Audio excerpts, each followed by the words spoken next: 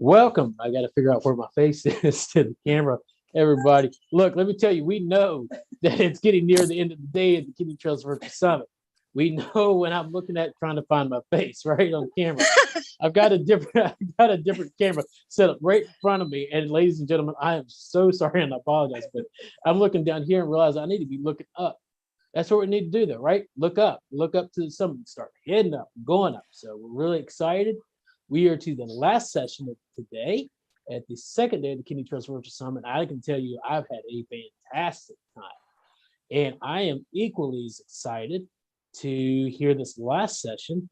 I just met the speaker not too long ago. Her and I connected through LinkedIn, which was absolutely fantastic. But I want to introduce to you Dr. Nupi Arora. Dr. Nupi Arora is a general practitioner, family physician with over 20 years experience, and for the most part has been based in inner city, where she has held specialist lead roles in safeguarding children, domestic abuse, and trauma-informed care, and so much more. When it comes to patient care, she advocates a whole person's perspective and root cause and approach as the core foundation to health and well-being, champion a holistic understanding of health needs as a balance between with physical, emotional, psychological, and spiritual, and combining it all with the science and evidence based on medication and medicine and powerful winning combination that she knows firsthand as the ability to transform your life. So this approach did not come to her from medical school or a junior doctor training, but as from her own experience in recovery from burnout. Burnout, for all it is, was also a blessing. It's also how she discovered a far deeper understanding of health for more the conventional models of healthcare with guidance and supplements. So, ladies and gentlemen, I want to give a big round of applause to Dr. Nupi Arora. Dr. Nupi, take it away. Oh my goodness. I am so impressed, Anthony, the way you just did that. You've covered absolutely loads of who I am and what I do. Thank you so much for having me on this amazing summit. Seriously, it has just been an absolute pleasure to be involved with this. And each speaker I've heard, I'm getting even more inspired and more fizzy. Okay, so who am I? I am Dr. Nupi. I am the glitter practitioner. And I have been a doctor for 24 years now.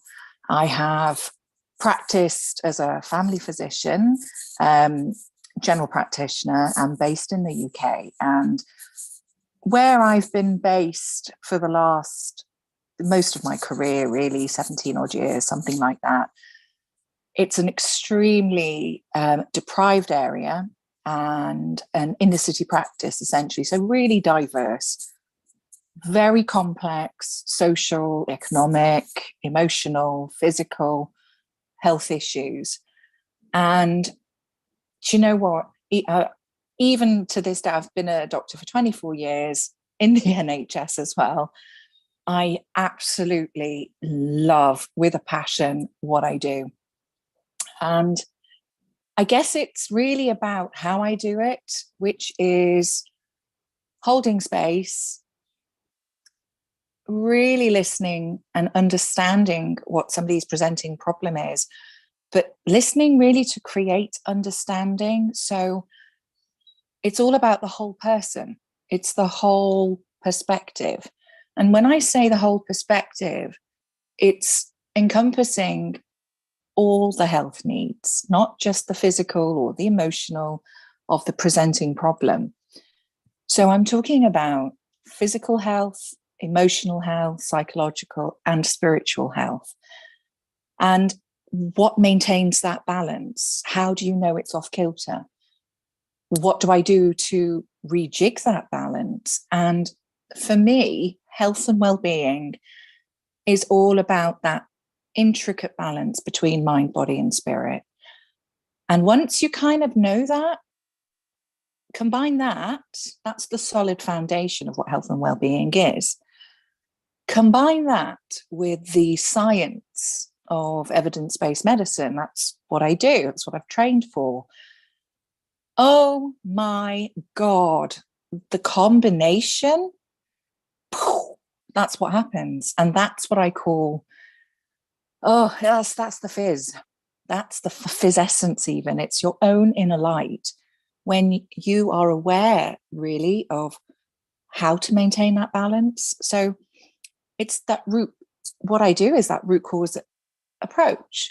So rather than the surface issue or that presenting issue that's coming in, it's understanding what's going on behind it and putting that presenting problem into the context of somebody's life.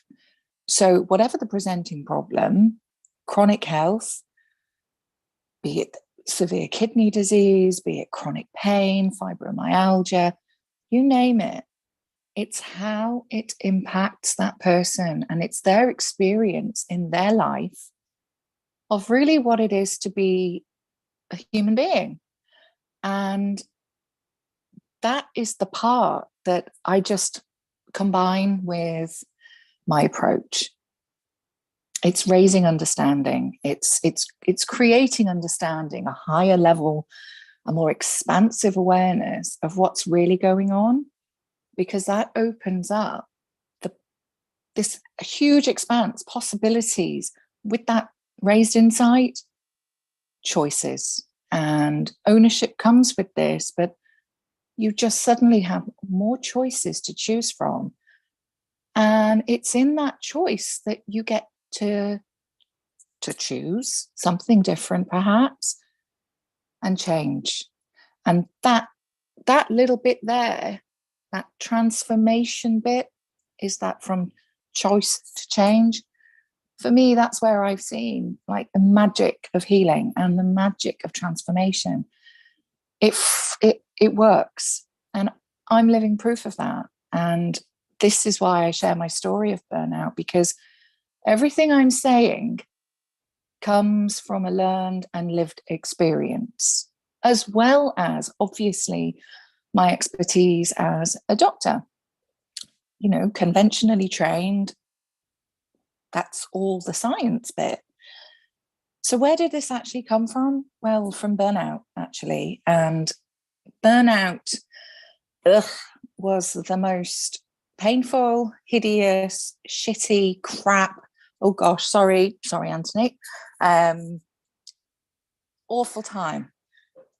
And it absolutely, I was flat down, face down in this sticky, crappy mud, stuck. And I had no idea. It was actually even happening, because at the time, I was a very highly functioning perfectionist. I had no idea what my own needs were, let alone keep them in balance. I was a giver.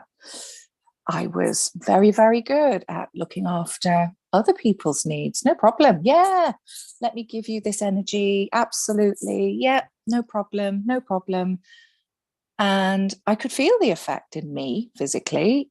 I could feel I was getting depleted and tired and grumpier, and just almost like, when you have a piece of paper, like these colored pieces of papers, and if you leave it out in the sun too long, or if it's in the attic or somewhere where it just literally starts fading away, so this vibrant color that starts out vibrant gets more faded. And I guess that's the process that I can see now. At the time, I was like, oh my gosh, this is just normal, isn't it? I'm a new mom. I've got twins, who were 3 at the time. I'm sure this is just what everybody does. Is it? Mm-mm. Well, that's what I thought. And I thought, oh, I've just got to keep going,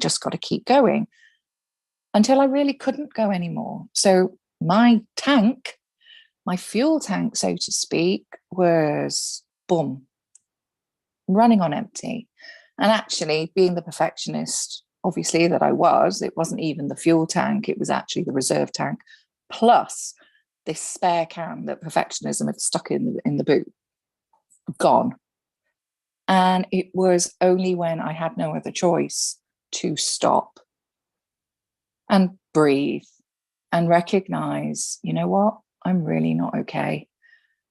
And I guess the best way to describe this feeling was being in a black hole, and I was a faceless nothing.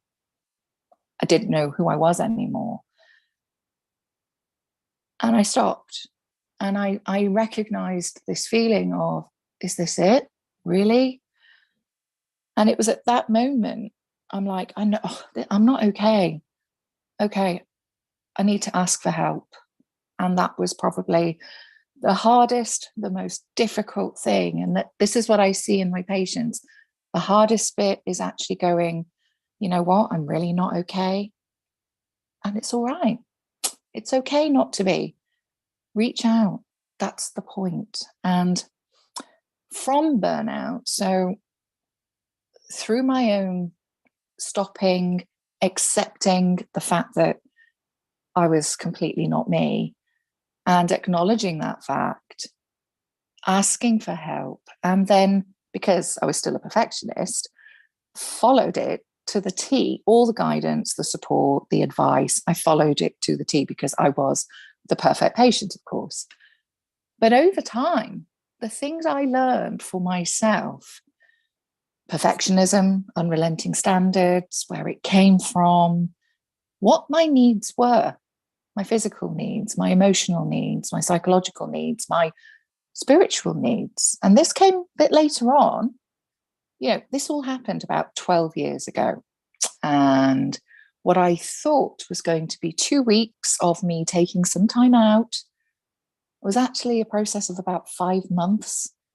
And then since then, the discovery, the learnings, everything that I've learned for myself, read, specialized in almost, it's just layer after layer. And it's just this light bulb went off essentially. So I'm much better, and it was like 3 or 4 months in, I was having treatment, I was attending therapy, I was having chemotherapy at the time, and really getting to understand and know what my triggers were and where they were coming from, and how to keep myself here as opposed to, oh my God, and trying to do everything. And that took time. I'm not saying it was easy. It was actually really painful, really difficult, but I was getting there day by day, step by step, ever so slowly, but I was. And yes, I had an amazing support network. Yes, I could access this level of psychology, which I know so many of my patients would never be able to. So as I'm getting better, I'm thinking, you know what, it'd be so good if I can share this in a way that's simple, because this is far from simple. It's, you know, it's difficult. I know how difficult it was. I'd love to be able to bring this perhaps and bring it into the way I practice medicine. So one of my colleagues at the time suggested a book for me. And I love reading. And at this point, you know, I'm back into the fizzy things that fill me up, doing the things I love again. And he recommends this book. It was called The Celestine Prophecy. I'm sure lots of people have read it. Holy crap, man. It was like a light bulb going off when I read this, and it just all made sense. And that's where the spiritual aspect, if that's what we want to call it, or just this inner knowing, a deeper sense, deeper meaning of energy, of that bigger purpose, that bigger, can't quite put my finger on it, but it's there. That is what was awakened. And it truly was a light bulb moment. That's the best I can say it. And I just remember thinking, oh my God, it all makes sense. Yes, it all connects and combines.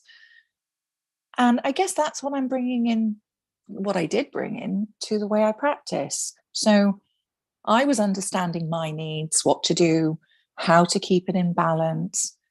I'm recognizing more and more things and learning over the years, of course. But it was from that black hole.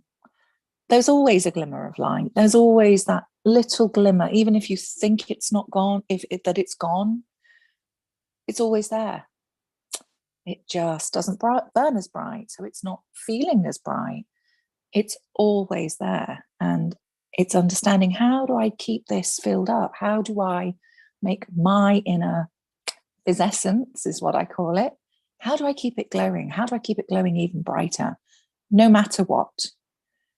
And this is how I came up with the F list. So as I'm in, I'm much, much better. I've got my boundaries in place. I understand what my needs are. I'm talking to a patient and I am almost going through some of the things the way my specialist had said to me. It's very important. You've got to eat regularly, eat the right foods, drink plenty of water, plenty of fluids, the right food, get some fresh air, get some exercise. And I literally mid sort of consultation went, oh my God, all these words, they begin with an F: food, fluids, fresh air. And I was like, I'm going to call this my F list, which is, yeah, okay, fair enough. It's not the most imaginative, but it's friggin' memorable. And what that F list is all about, it's about finding your fizz, finding this fizz essence and capturing it and making it glow. It's your inner light, your inner pizzazz thing that goes on. And everybody has it. We're all unique in our own way, but we're all the same. We're all human beings. Yes, I'm a qualified doctor and a coach and, a speaker and I'm a mum and I'm this and I'm this. We've all got our own unique light, but we're no different. That the one thing, I guess, as human beings, which connects us is love. It's that connection in itself. It's hope. It's trust. These are the things that gel us together. And that's what I see in people. So when people come and see me, I can see it. I can feel it. What's really going on? So this is almost my F list, is everything that I've learned for myself. And it's how to maintain your balance. It's knowing what to do, what it means. And it's not rocket science, but it's a simple list that at the beginning, when you are literally you don't even know how you're functioning, you're frazzled, you're just fed up, you're frustrated with this chronic, crappy pain the whole time. And it's just weighing you down. Whatever the actual symptom, the underlying, the chronic health condition can zap you. And things like chronic renal disease, these conditions are, it's progressive sometimes, and we can't change that. We can change here and now how we respond, how we almost react, and how we handle that chronic pain or that chronic fatigue with a true understanding of your mind, your body, your spirit, and the simplest, babyest things to keep you in balance. And that's why this works, because it's your basic needs. So the F list, I love it. I love my F list, actually.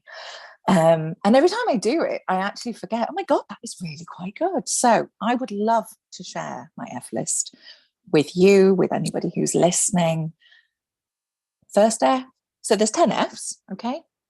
And I explain this as this is how to keep your balance of mind, body, and spirit.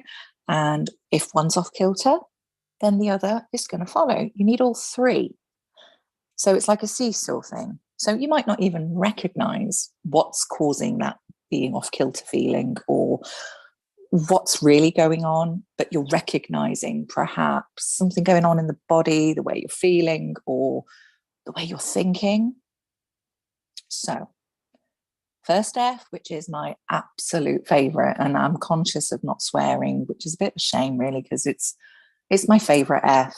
So I won't say it out loud, but I'll mime it. So the first F, which is probably the most powerful, and it's not meant to be rude, it's not meant to cause offense, and I would say this to a patient as I'm doing it, it's actually valuing your own needs and taking a step back and going, those voices in the head, that critter chatter, what I call it, that negative, pull you down. Oh my God, this is it now for the rest of my life. What am I going to do? Oh my God, F it off. Full stop. It's got this power behind it, and that's why I love it. But it stops that, stops it there and then. That's the first F. And that comes immediately with focus and breathe. Focus the breath.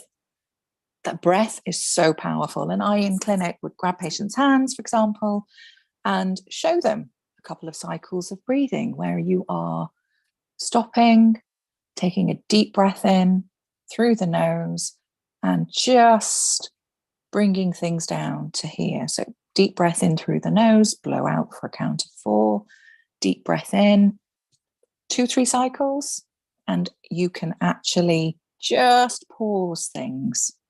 The things that are going on up here, whatever's feelings are coming up, you can notice them, you can name them, you don't have to step into it.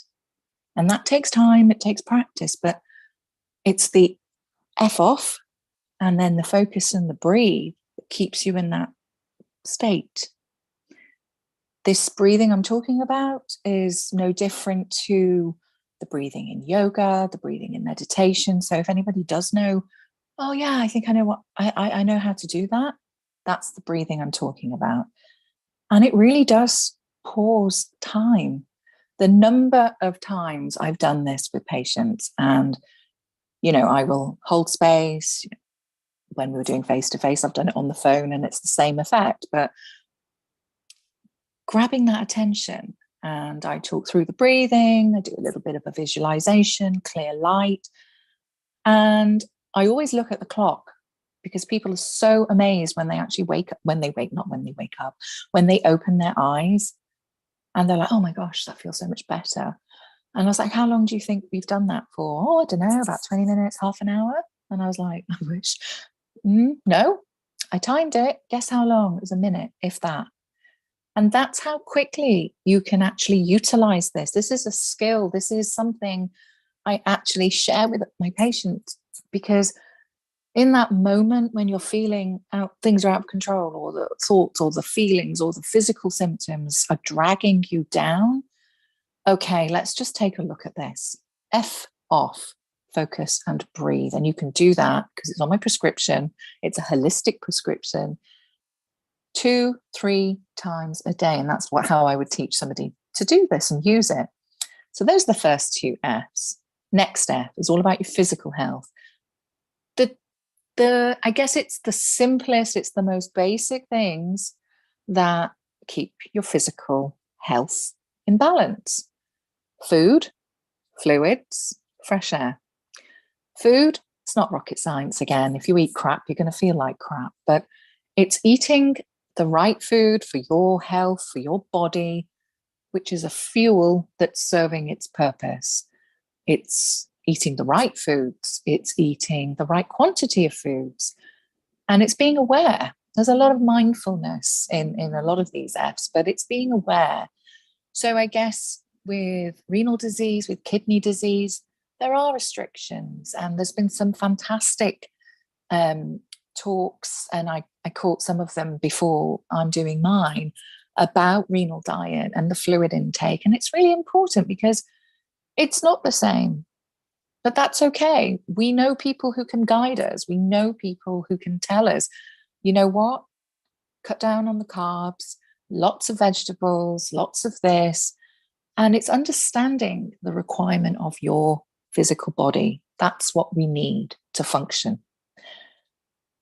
Next one, fluids. And that does not mean alcohol. It means water. Stay hydrated. Our physical bodies need it for all the cells, everything to function. With renal disease, we've got to be careful. We've got to be tricky. It's tricky, I should say, because what we don't want to do is overload with fluids. So, here I was listening to Darren Crawley yesterday, and at one point, he was severe renal disease on dialysis, which I'm sure This is why I'm saying this. And he showed like a pint glass, I think it was, which was Guinness, but he wasn't drinking Guinness. But he was only allowed to have X amount of fluids, water per day, which is really difficult. But again, it's about being aware of what your body needs in context of your health condition. So that's your fluids. Be mindful of caffeine as well, and be mindful of alcohol generally. If you're not feeling great physically, emotionally, you don't need alcohol to make it worse. Alcohol is a depressant and a blocker. You know, a lot of patients who I've seen or who I've been involved care with, alcohol is almost a coping strategy and a coping mechanism. It's almost be aware why you're drinking it and just monitor, because it will make you feel worse as an ongoing thing. I'm not trying to be a party pooper here and go, oh my God, you can never drink again. It depends on the circumstances. It's just be aware. Fresh air, the next F, is exercise, essentially. And exercise, I guess, in a way which works for you and your body, and also your own capability of what you can do. So many people, so many patients that I have dealt with, chronic diseases and really chronic health problems. It's not like I'm not asking people to go and get to the next Zumba class and dance their pants off kind of thing. It's not going to be possible. It's about what's right and possible for you. And guess what? The beauty of this is you get to choose what it is you want to do that's going to give you that burst of energy, those happy endorphins that flood your body when you're doing something physical. And actually, it could just be a fresh air walk, because it's about getting outside. It's about changing the scene if you can, and connecting with nature and taking the big wide world that's out there, connecting that with that a little bit. Your frequencies, the reason why people, and I found this out recently, the reason why people feel better when they are in nature is because you're vibrating at a frequency that is the same resonance as the vibrational energy of the earth. I never knew that myself, but it makes sense to me that you feel better when you're connecting outside. I've got a friend, and one of his favorite things, Bruce, the guy with the blue shirt, Bruce, one of his favorite things is walking outside on freshly mowed grass with bare feet. And I can, even thinking or saying it, I can feel it. It's just being aware of your senses. So that's your fresh air. So just to recap, F off, focus, breathe, food, fluids, fresh air. The next F, which is number 6, is, oh my God, this is again one of my favorites after number 1, fun. Doing the things that you love doing that make your heart sing. And I'm not talking about, go out, get absolutely, wasted, go clubbing, this, that, the other, whatever it is. No, I'm talking about really quiet time stuff, where things that maybe you did when you were a kid, the stuff maybe that really filled you up with fizz and fun when you were younger, and it's tapping back into that. So yeah, I remember the question when my therapist said to me, so he was checking in on my functioning and what more I could do, just to give me the TLC and the timeout, etc. And he's going, so what are your hobbies? And I remember this, the first appointment, this is when I was in the black hole bit. And I just remember very disconnected, just feeling crap. But I remember saying to him, I just looked at him blankly, actually. And I looked at him as he was talking gobbledygook. And I was like, you what? And he's like, your hobbies. And I was like, I guess I love playing with my children and, hanging out with my family. And he was like, no. What do you love doing for yourself? And I was like, I meet a friend once every couple of weeks for a coffee. And even now when I'm saying that out loud, I'm like, fuck's sake, man, that's it? Really? And I just remember his face, and I was looking at him thinking, am I supposed to be saying something more? Because I actually don't know. And I remember getting really upset and tearful, thinking, oh, that's all I have. That's it. That's my one hobby. 2 years later, I think it was, when we finally finished, and I sort of, he's going, you're much better at this. And I remember writing a list.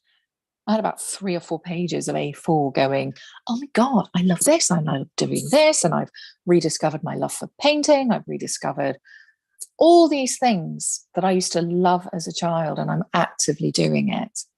And singing. Singing came up here, and I've been singing ever since. But the bit about fun is that whenever I say, tap into the things you love doing and do it regularly. And my patients literally look at me and say, well, I have no time. I've no time. I've no time. I'm just too busy. I can't. Or on the reverse side is, I feel like crap. My physical health is just really struggling. I can't. I physically can't. I haven't got the energy.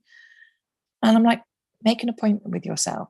Just do something. Tap into that one thing even, and do it regularly. Because you know what?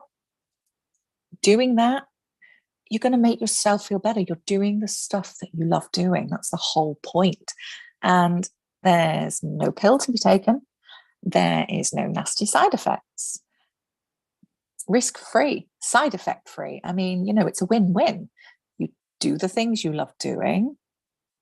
Slowly but surely, you'll see that, oh my gosh, I'm feeling better. Okay, let me do it again. And it takes time to rejig your mind and sort of recalibrate with what's going on in your physical body and balancing it back. So that's fun. Next one, friends. So when I say friends, what I'm really talking about is connection. Human beings, we are meant to be in connection with other people, with other human beings. And that's just how we're wired. It's finding the connections as well. This is where it can get even on a deeper level. Really, the connections, I guess, where you feel that energy yourself, the ones that make you feel lifting and boosting up your energy as opposed to draining it. So it's understanding that and really ring fencing your time, your energy, and I guess taking value of that. After the friends comes the flip. Flip is all about reframing and literally flipping to a different perspective. And I'm not saying, oh, hi, yeah, let's all be Pollyanna positives here and let's find, the good in this. I'm not saying that. There's always a flip side. There's always another perspective. Just like light, there's always light, you have shadow. I can see the shadow on my face from the ring light behind the camera. It's like yin and yang. It's positive, negative. These are the things that are there. So, yeah, chronic health, chronic pain, the way you're feeling, it's a heavy, heavy energy. You will feel like bogged down. And in that, it affects your mind, it affects your thinking. Everything is colored and almost tinted with that lens. So the number of times, even when this was happening to me, I just remember all this, what at the time I thought, oh my God, can anything else get even worse? One negative thing after another negative thing. But it was a mirror. It was a reflection of what I'm feeling inside as well. And it's not easy to go, okay, today I wake up, I'm going to feel positive. I'm going to be positive. It's more about recognizing it, noticing what it is you're feeling, naming that feeling. For me, it was a lot of fear, a lot of shame.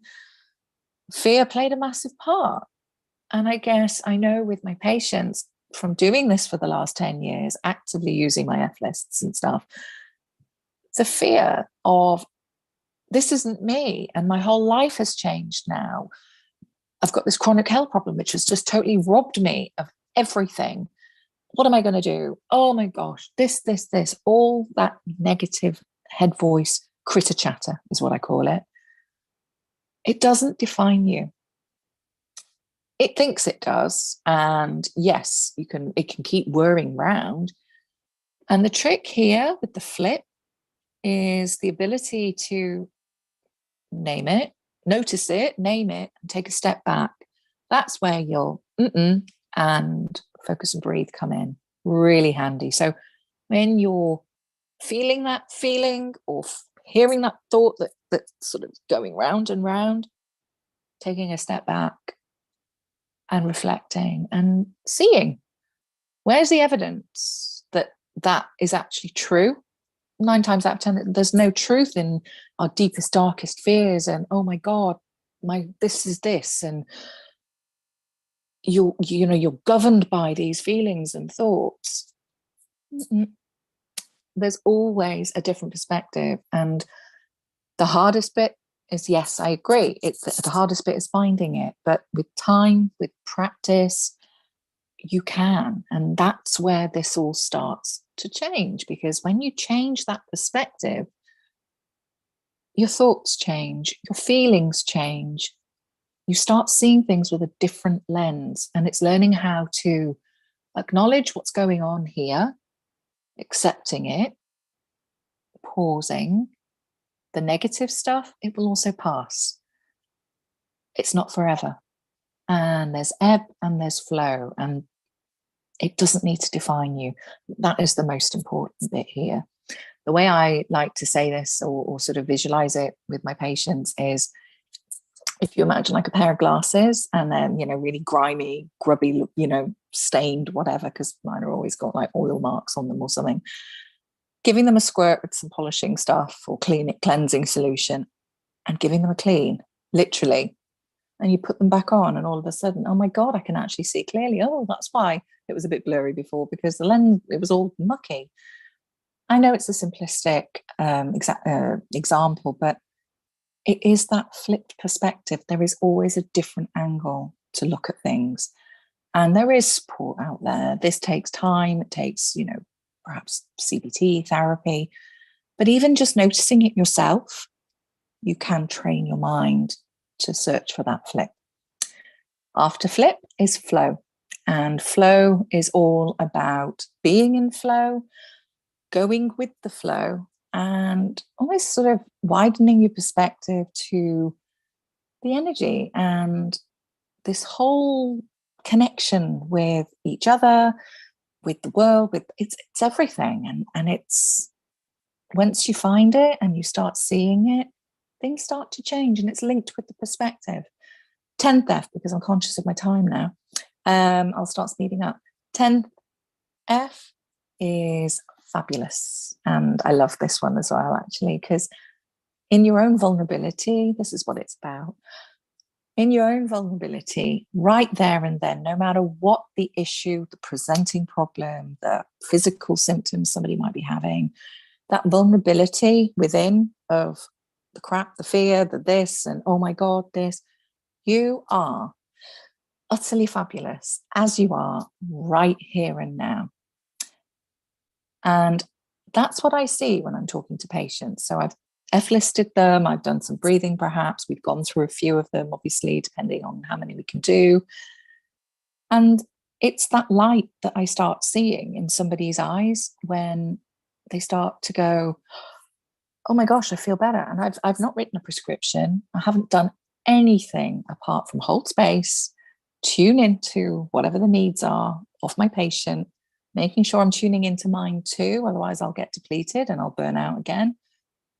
And that's where this energy of flow starts happening. And then seeing that in somebody's eyes, oh, that's what makes me fizz and fills me up. Not the only thing, because I love singing and dancing and all sorts of stuff, but that's the glitter effect. And that is the glitter that I see in somebody's eyes when you show somebody else, you know what? You can do this. It's all about knowing, raising the understanding, also seeing then what choices are available and working through that. And that leads to the change. And that is the transformations that I've seen happen. And, leading on from, oh yeah, I forgot about the work list as well. I'll come back to the case studies and stuff to give it to put this in in real life and give an example. But with this list is, I always talk about 3 positive affirmations. I will, I want to, I'm friggin' worth it. And not like L'Oreal type thing. It's more sassy. It's like, oh, worth it. Yeah, worth it. That kind of sass with the worth it and ownership. That's what this is all about. That I will, I want to, I'm worth it. No shoulds. Oh, I should be doing this. Oh, I need to do this. And oh my gosh, this. F it off. I choose to do. I will, I want to, because I'm worth it. And that in itself is a powerful way of, even if you don't feel it, you don't feel that you're fabulous or this, and oh my God, I'm not worth it. I'm really not. I can't do this, can't do this. If you say it out loud, the energy around you, the energy from within starts to change. And that attracts that energy back. And it works every single time. Putting this together with the F list, understanding, raising the awareness, choices, change. And it isn't easy. I'm not saying it's easy at all, but having the F list, it's this holistic prescription of your health needs. It's almost like a checklist. And that's what my patients do. The number of times I've sort of scribbled out an F list. I had it down here so I wouldn't forget what I was going to talk about today. But I don't know if you can see, but it's like literally a slip of paper, which I sign, I put it all down, and people keep it and put it on their fridges for the lot. And somebody came into me not long ago and said, oh my gosh, I've got that F list from 8 years ago. And back then there was only 5. Now there's 10, but these I feel are 10 important glitter nuggets. And this is how you maintain your own Fizz essence. And it's about finding your fizz again. And these are tiny little things. And then the more you do, things get a little bit easier. Try it. It seriously works. It really does. I'm living proof, as are, oh my God, I don't even know how many patients actually, but let me give you an example to really showcase this. So I had a patient who, chronic pain. I'm trying to remember what chronic health conditions. I think there was some element of renal issues, high blood pressure, and chronic pain. And he was in bits, and it's been going on for ages. He's popping pills left, right, and centre. A couple of the things he tried, like physio, manipulation, kind of worked for a bit, but then not. A huge part of the problem was what he was thinking about himself. He was peed off because he couldn't do the work he wanted to be doing. I think he was a painter decorator, and the pain was literally, he couldn't do it. His physical health was stopping him. So we're talking and going through, a little bit, finding out the background. And I start doing the Fs, and we get to fun. And I was like, so what do you enjoy doing? And he goes, well, I love painting. And I was like, oh, wow, that's so cool. I love painting too. And I said, have you got, do you paint regularly? He goes, yeah, I used to have X amount of paintings, and I was going to put together a collection for a gallery. And I was like, holy crap, oh my God, that's amazing. Show me. Have you got any pictures? So he shows me, and my God, he's talented. And I said, so I know you're in pain and I know this, but how about just going back to your painting and just a little bit at a time? And he was like, you know what? I never even thought of that. And da-da-da. Anyway, how long was it I was working with him? About a year in total, but bit by bit, he's following this F list. He's following the stuff, the passions, his fun bits. And, I did not change the pathway of his pain. But what he did learn to do is, I guess, understand why he was in chronic pain, And also, but truly understand. I mean, yes, you may have a diagnosis, but that doesn't mean you understand what it's doing to your body. There's a difference. And it was more about him accepting that. But in him changing, choosing to change his perspective, it's not the end of the world. Oh my God, my whole life has changed and I can't do anything anymore. Bam. He made it work for him. And it's about the here and the now.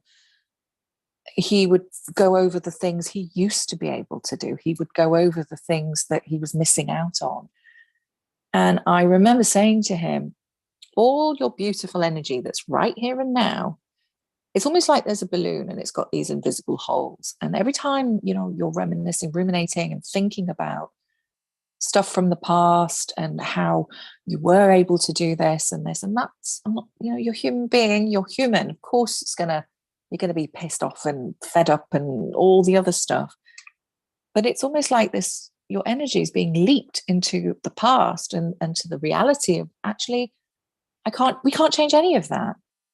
The only thing we have, I guess, control over is the here and the now. You do get to choose. You can take that control back and just go down to the basics. And so as he's doing the basics, the 10 Fs, and doing more things that he loved doing, he started to change. He was happier. And I remember him coming back and he was like, I love butterflies. And I must have said it in one of my consultations or something, or he's picked it up from something that was in my room. And he was like, I've made you this. I wanted to bring this to you. And it's an absolutely beautiful painting of a butterfly, gorgeous colours. And, I should have had it behind me so you could see it. Never mind. Next time. Beautiful. And it just, I think I probably burst into tears, gave him a massive hug. And he's like, you've shown me that actually anything is possible. And it's this mindset. Anyway, that's one story. I've got so many, and I'm looking at the time. I've got about 10 minutes left. So this is the F list, and this is all about finding your Fizz, the Fizz essence, how to apply this in day-to-day life. And I guess the reason the inspiration for all of this came from truly understanding that balance of mind, body, and spirit. And once you understand that, you really can change the trajectory of where your pathway is going. It's the here and the now. And from that to damn right, you can change what's going to happen in the future. Thinking about the future is slightly different. Sort of saying to yourself, how am I going to do this? How, with this chronic health problem I've got, I have to go on dialysis. How am I going to do this? How am I going to do that? What am I going to do? Again, imagine that balloon. I can't actually change any of that right now. So every time I'm thinking, what am I going to do? And how am I going to cope with this? And how am I going to do this? Because I was thinking I was going to do this. All these things that start worrying. Again, it's a leak of energy almost. And before you know it, that gorgeous balloon of light and love and your energy, your Fizz essence, it's kind of like leaking to the past, to what the ifs and buts, and oh my God, this is what I could have done. This is what I was doing. And now, bam, here and now, encase it. Personally, I love Marvel films actually. And as I'm talking about this with a patient, I just got this image of in Black Panther, there's that vibranium, which is the most powerful metal going. So I remember saying, and I tuned in, and I actually had recognized my patient who must have said something about Marvel films. And I said, right, imagine and visualize this casing of like vibranium metal. Nothing is impenetrable. Nothing can get out, but you have to maintain it with the Fs, and that's how you keep your energy here. So that is my F list. That's Fizz essence, finding your Fizz, and the glitter practitioner, the whole name, where it all came from, is that light that I see in somebody's eyes when their own inner light is starting to glitter up again, and they feel it and they believe it, more importantly. And I see it in somebody's eyes, and I can see it. So it literally, it's like glitter. And that's one reason I'm called Glitter Practitioner. The second one is from my patients. What they say to me is it's the way they feel when either I've F-listed or gone through a few bits and pieces with them. It's that transfer of energy, and it's that feeling that they feel, which makes me fizz up, because I mean, oh my goodness, when I see that in somebody else's face and eyes, totally lights me up, because I'm like, oh my God, I love what I do. This is brilliant. And then the third reason is because I am actually obsessed with glitter, and I don't know if you can actually see it. I'm not going to come really close up to the camera because that would be weird, but I love glitter, and I always have glittery eye makeup on and eyeliner, and my patients know me for that. So they're like, can we see the doctor with the glittery eyes? And one little kid, I keep everything, absolutely every letter, every card, everything that anybody gives me or brings me. And she'd done me a gorgeous painting, and it was like, you know, and she'd got the glitter pot with glue and like literally just splashed it out there. And, you know, her mum had said to me, yeah, she always remembers you by your glittery eyes, kind of thing. So those are the three reasons that I am the Glitter Practitioner. So are there any questions? I'm really conscious. I've literally not stopped talking. Any questions? Has there anything been coming up in the comments or anything, Anthony? Well, great session. I appreciate you coming here and speaking on that. A wonderful session. We had some comments. One of the comments was that this was an absolute great session, so we appreciate that. We had another we had another comment that said you're absolutely fantastic, is what you're saying. So, does anybody in the Zoom room have a question that they would like to ask Dr. Nupi Arora? And we're looking up some other social media channels to see if there's anything else. But I think at this point in time, I don't see any questions in the chats, and I don't see. I want to show you something. Oh, sorry. I want to show you something. I don't know if I showed you the other time. This is a cross-stitched F-list that one of my patients made me as part of her fun. It's just brilliant. Love it. And I keep everything. So cool.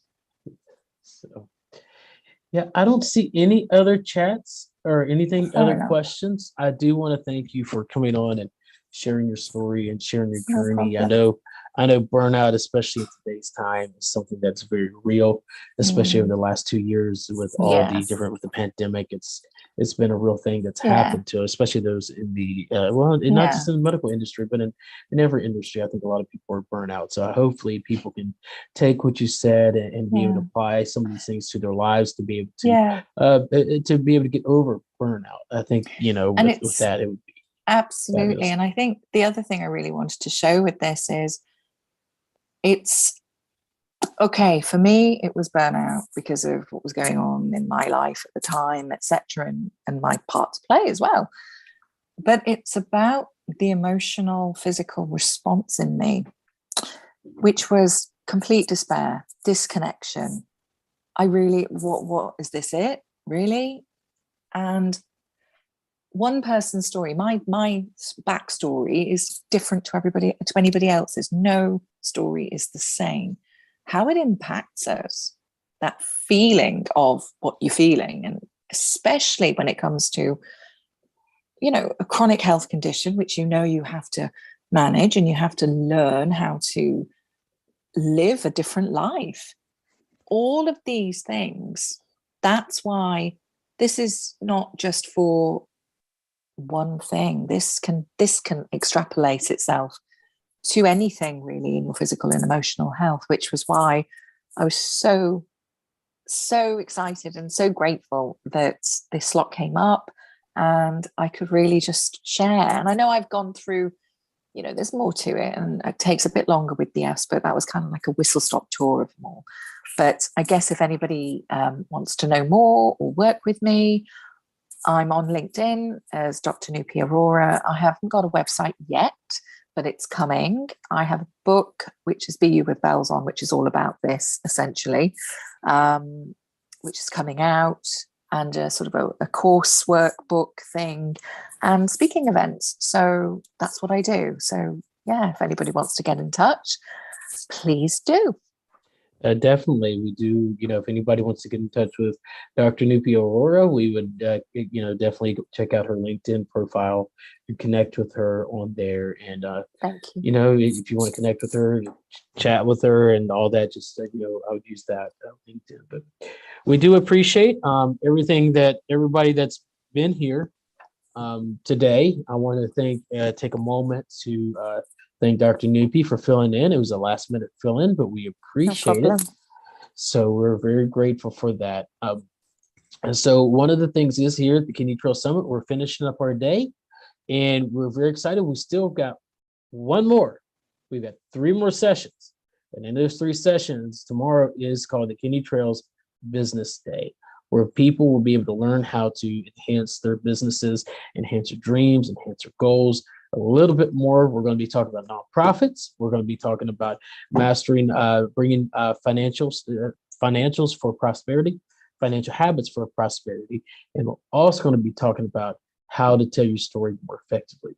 So everybody out in the social media and our live streaming realm, we appreciate you for taking the time to just be here with us today. And we look forward to seeing you tomorrow.